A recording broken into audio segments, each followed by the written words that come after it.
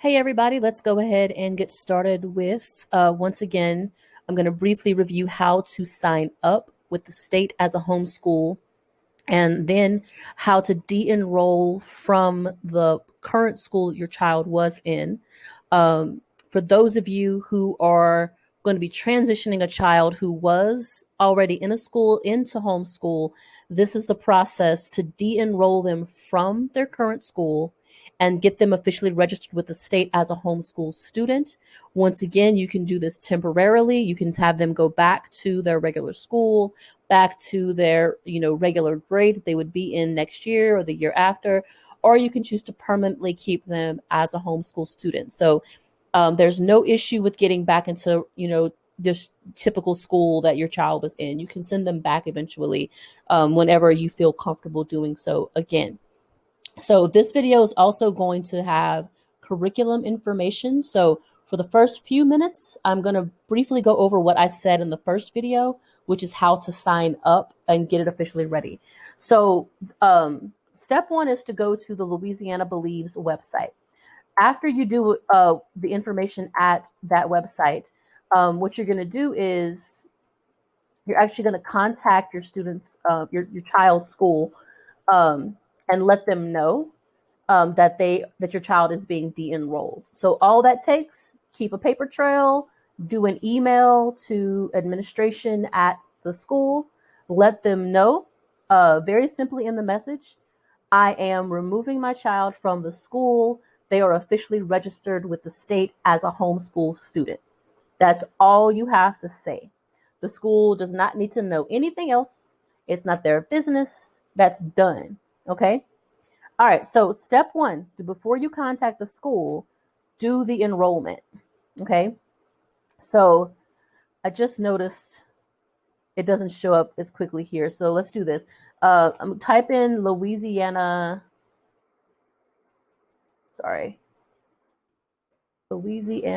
Home Study Program.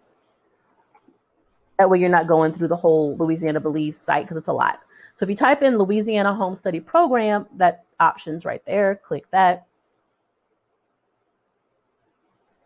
So as you saw in the first video, you scroll down. You can read this information later. The most important thing is just getting this started. Okay, this information will be there when you're done.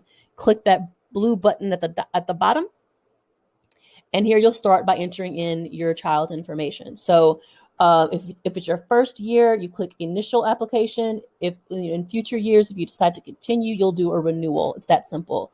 So child's last name, first name, initial application, choose their grade level, enter their date of birth, and continue to step two. There's going to be 6 steps. It's very simple. There's not a lot that you have to do. It's going to take you maybe 10 minutes.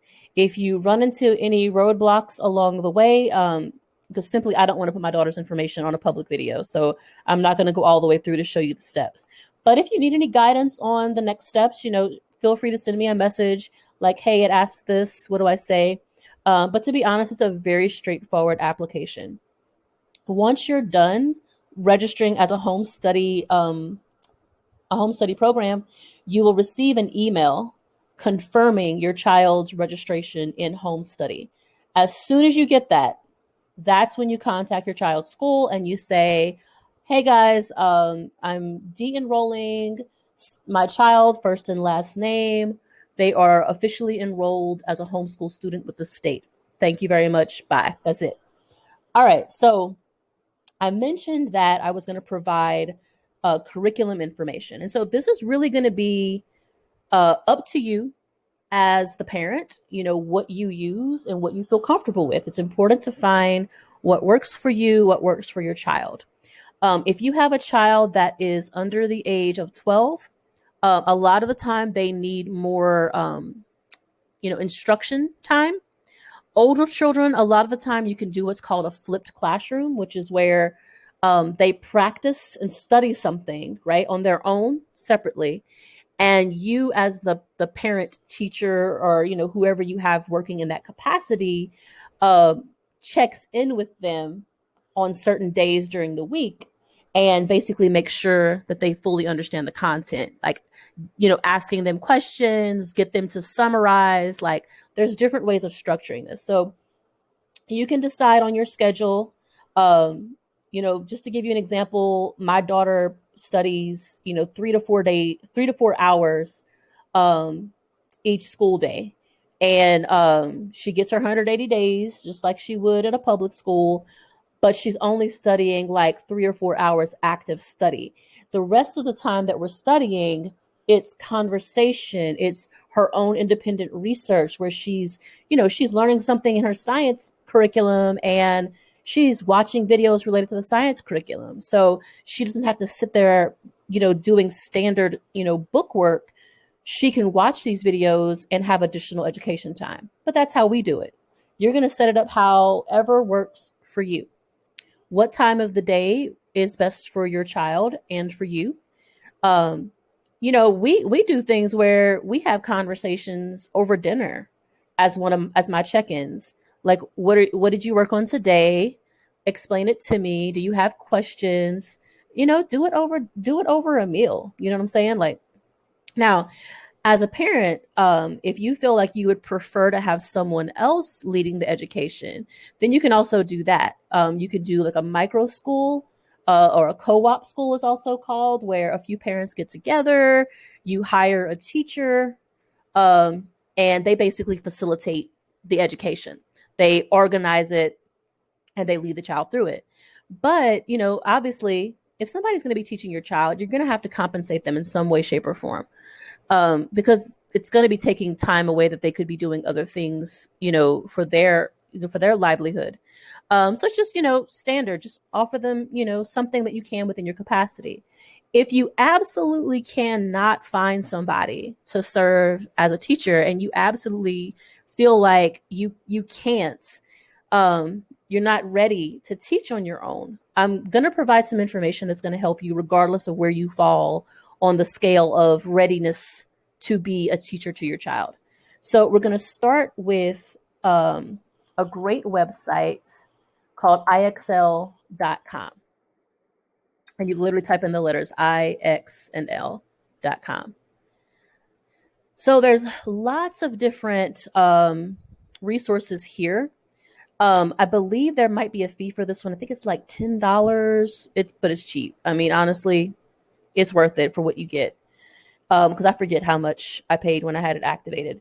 But as you can see, I click learning, and we've got math, language arts, science, social studies. They even have Spanish if you want to teach your kid a foreign language. It's the only one available though. And so as you can see here, there's also the grade levels. So this makes it really easy because this is all standardized. It follows, state standards.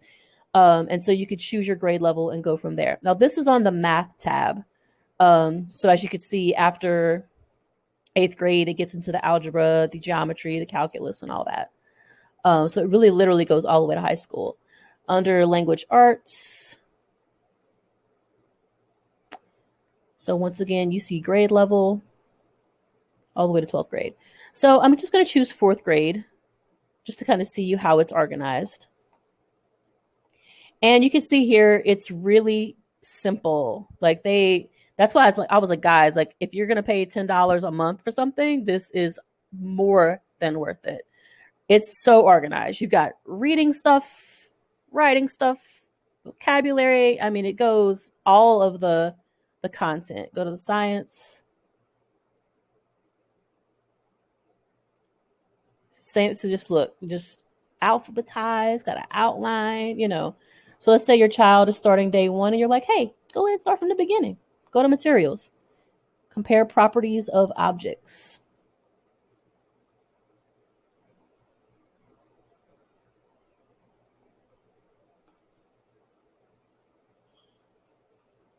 I apologize for the slow internet. Okay, there we go. All right. And so you start, the lesson, and it's that easy. So usually what I do with my daughter when I use sites like this is I just ask her to tell me which one she did. Good thing about IXL is it actually also emails the parent or the teacher if there's going to be a separate teacher from the parent. And it tells you, it gives you like a report, like the child scored such and such on this skill. What's great about this is if you're going to choose to continue to register with the state, when you send them the curriculum each year, it's very easy. You just copy and paste. Boom. This is what my kid did this year. It's that easy. So it makes it really, really manageable. So during the school year, the child picks something. Like I said, IXL will communicate with you so that you know what the child finished, what they scored. You get an email. You can look at your phone like a text message. It's just like, boom, okay, my kid learned such and such today. Yes.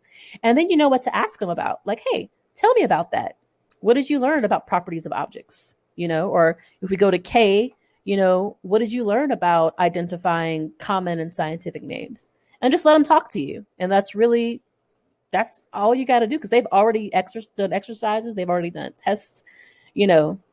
So IXL is probably the go-to for most people starting out with homeschool. Also, I'm going to look at Khan Academy. Now, Khan Academy is actually free. I donate to them because they are such a great platform. So even though they don't ask for money, I have no problem. I love these guys so much. So Khan Academy is spelled Khan and then Academy. So click courses and you see just everything that comes up here. It's lots and lots of stuff. So we've got like the math by grade, math by subject, science. We've got some arts and humanities going on with the history, economics and finance, computing, ELA by grade level. I mean, guys, like this stuff is so amazing. And your kid can study at their own pace, no pressure. So Khan Academy also has video lessons. It's got exercises, it's got quizzes. So once again, it's just that easy. Just like you could set it up. You've got your kid can go through the tutorial, each lesson, boom, your kid's learning stuff. So I'm going to go ahead and choose one of the lessons just so you can see what it looks like. Now IXL I think is a little easier as far as like the view of it, but this one's definitely really, really useful. So place value, you see this little arrow. So there's obviously a video for this. So I'm going to click that one. And there's the video. And my internet connection is a little bit slow. There we go. All right. So the video starts to play. And there's an instructor that will talk and talk you through the lesson. So this is the reason why I love Khan Academy. This is the reason why I don't mind donating to them every month, just because they're providing this free resource. And so if I have the extra money to assist them in keeping this going, I'm definitely going to support them in that because it's been a really helpful platform. Another option for people is the OER project. It was formerly known as the Big History Project. This particular platform is good for history and science. It's a way of putting the two together. So for me, by the time she got to like her second year of homeschooling, I realized that it was simpler if I could combine history and science. And then that way she only has math, ELA, and then her big history, which is like history and science together. This one is also free. So I do have to log in.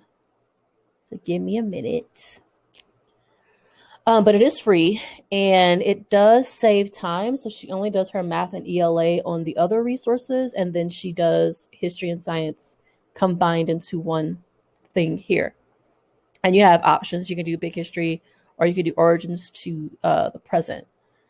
You can also do 1750 to the present if you want to do a modern history course. It's really completely up to you what you want to do. Go to course home. And Big History has been really, really supportive. They'll send you information. They'll answer questions very quickly. So you notice I went to the course home and you see these different time eras detailed here. So you can choose a unit. Like I said, they give you lots of help.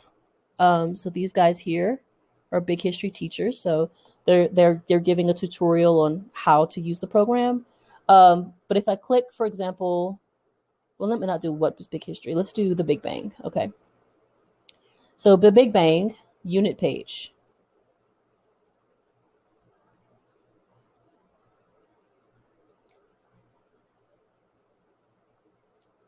So this takes you to the beginning of the unit page, and you just begin here, and you literally just go through and do each thing.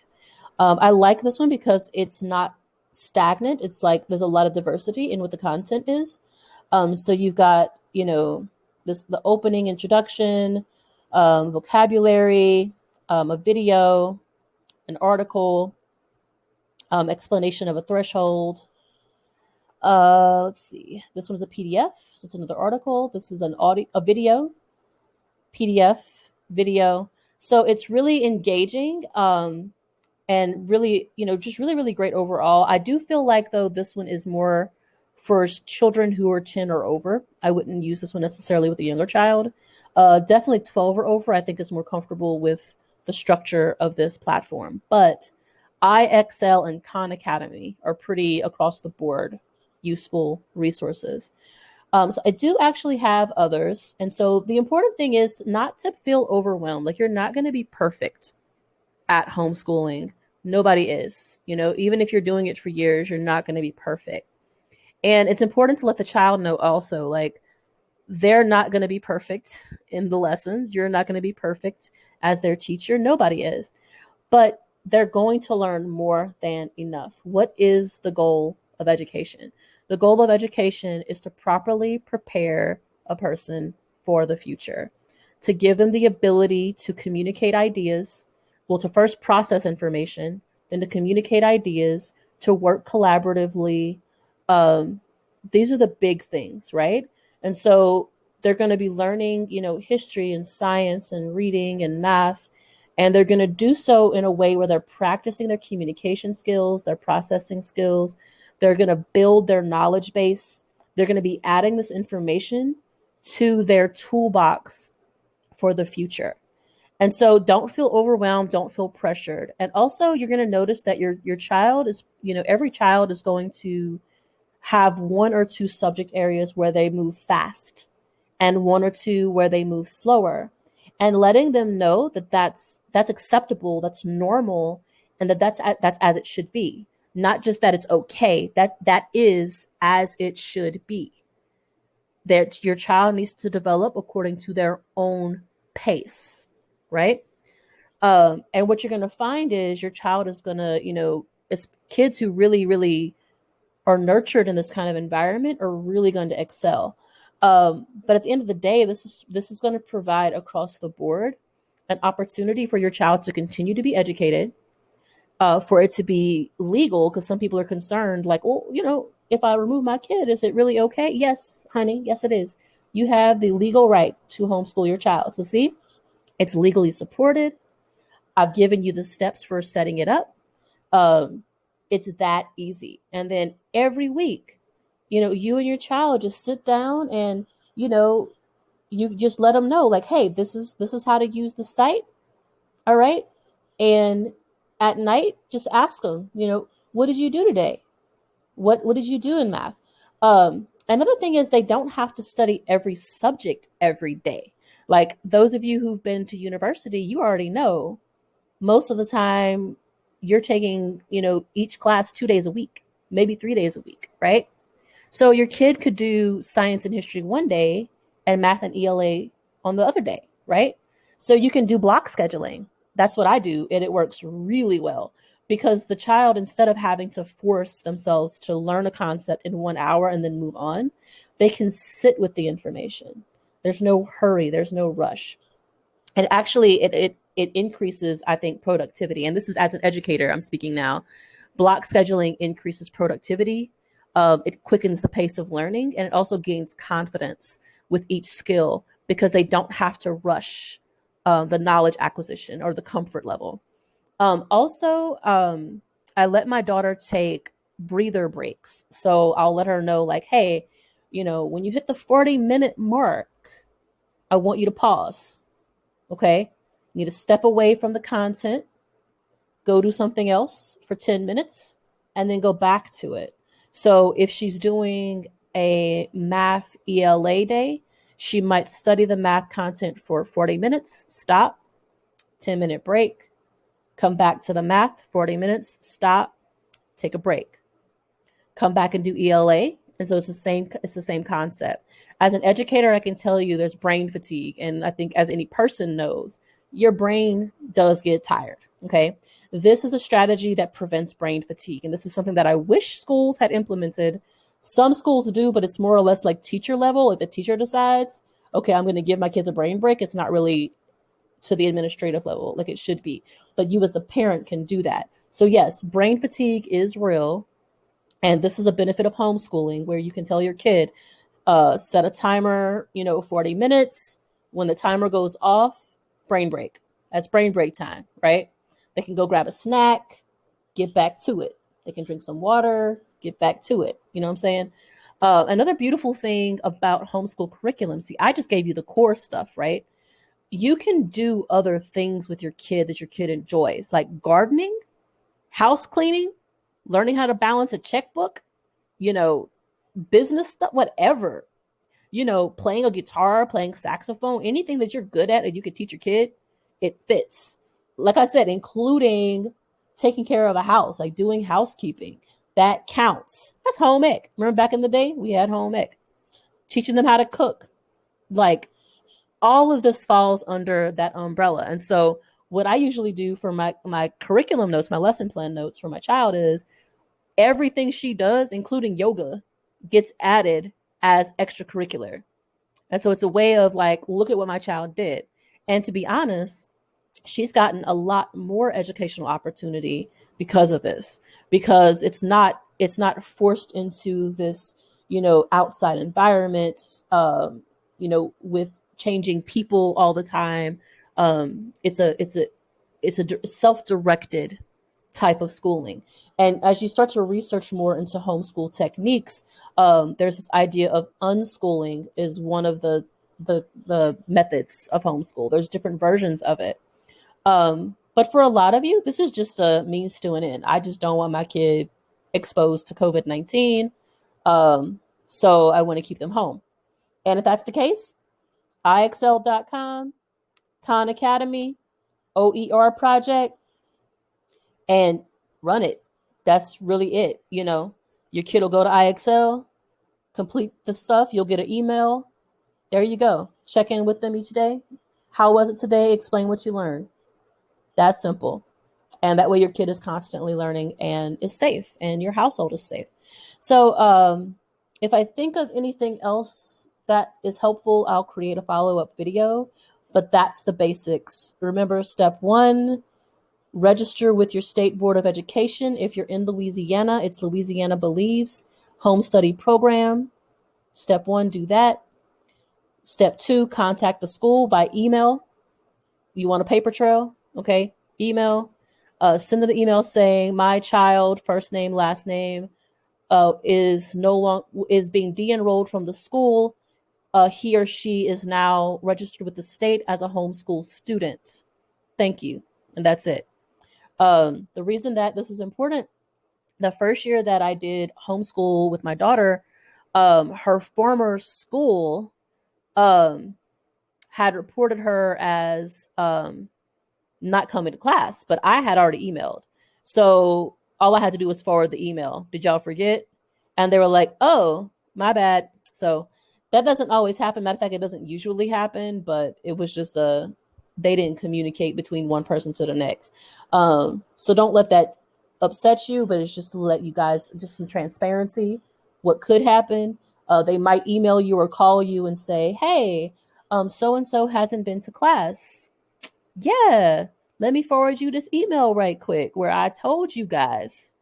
And make sure when you send it, like send it to the principal, the school counselor, the vice principal, send it to multiple people.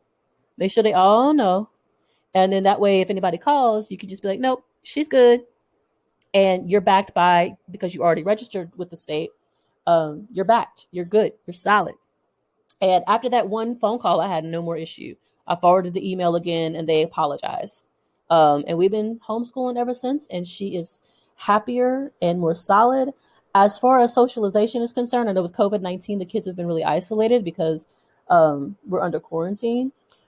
Um, but to be honest, even before COVID-19, like there are homeschool groups, so prior to quarantine, we would, do things together. Sometimes the kids would study together, go places together.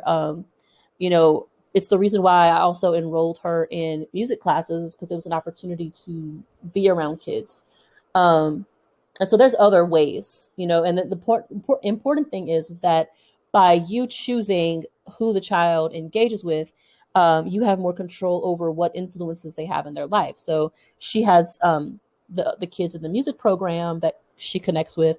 She connects with other homeschool kids, and so I know their families. With the homeschool kids, with the music class, they're all very focused on their music. So it's an environment where she feels comfortable. And maybe your kid will prefer, sports or video games or art or, I don't know, like, listening to music, movies, film, finding something where your kid is surrounded by people of like interest is going to be important. Of course, during quarantine, it's going to be a little bit harder.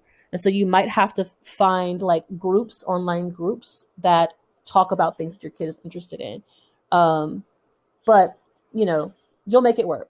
The point is, at the end of the day, now you know the steps. Register with the state, notify the school, explore these websites, and you're good. So if anybody has any questions, drop comments, send me messages. I'm here to support you guys. I am considering offering my services as a teacher since I am an educator. So if anybody feels like they personally are not going to be able to manage their child's curriculum, let me know. We'll work something out where I'll organize the curriculum and do the check-ins with your kid, because I don't mind. I think it'll be great. And like I said, we'll work something out as far as like um, monetary compensation or bartering, because if you have something that benefits me as well, let's barter. So that's where we are today. So I look forward to the conversations. If it's just a matter of answering questions, guys, there's no compensation for that. I'm here to help you guys. If you're going to be teaching your kid, like, I want you to feel empowered and like you have all the answers available. There are other homeschool parents who will be offering this information. So if you see people posting about it and they've been doing it for a while, ask them, get other insight. This is just the way that I do it. It's not the only way. Feel free to ask, this is a way to get started, and then you can do your research and, adapt your plan according to your kid as stuff goes. So I'm really excited to see you guys enter into this venture, and I think that it's going to be an empowering one. You're going to be nervous initially. I know there's an adjustment phase, but honestly, guys, like I wouldn't go back. Once I started homeschooling, that was it for me. And also for my daughter, she feels so much more comfortable now, and just happy overall and adjusted, and very well educated young lady. Anybody who knows her can tell you that. So talk to you soon, guys.